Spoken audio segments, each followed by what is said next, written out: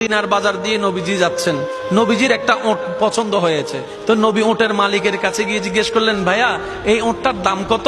ওই দামাদামি হলো, নবী সে দামে কিনতে রাজি হলেন, কিন্তু নবীর কাছে তখন অর্থ ছিল না। তখন নবীজি ওনাকে বললেন, আপনি আমাকে ওটটা দেন, আমি এখনই গিয়ে আপনার সেই প্রাপ্যটা পাঠিয়ে দিচ্ছি। ওটের মালিক ওনাকে ওটটা দিয়ে দিলেন। আশেপাশে যারা ওটের মালিক ছিল সবাই জিজ্ঞেস করতেছে, এই পাগলা, তুমি কি যাকে ওট দিয়েছো তাকে চিনো? বলে যে না। নাম জানো? বলে যে না। পরিচয় জানো? বলে যে না। ঠিকানা জানো? না।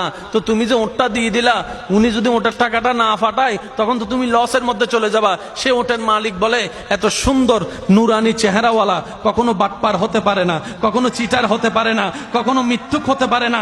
ওনার চেহারা দেখেই তো আমি ওট বিক্রি করার আগে মনটাই বিক্রি করে দিয়েছি, মনটাই বিক্রি করে দিয়েছি, মনটাই বিক্রি করে দিয়েছি। তোমরা যাই বলো, আমার মন বলে উনি আসবেই আসবে, টাকাটা পাঠাবেই পাঠাবে।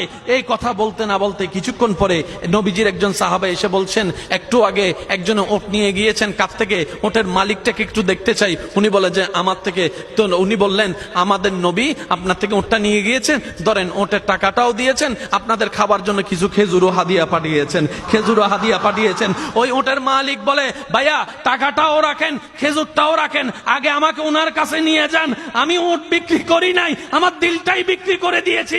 ওনার চেহারা মোবারক দেখে আমার মনটাই পাল্টাই গিয়েছে, আমি কালিমা পড়ে মুসলমান হয়ে যেতে রাজি আছি। সুবহানাল্লাহ।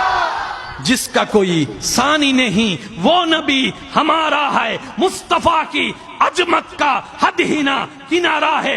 आशिक बोले, लम याति नजीर कफी नजरिन मिसले तुना शुद्ध पैदा जाना। চিৎকার দিয়ে বলেন না সুবহানাল্লাহ।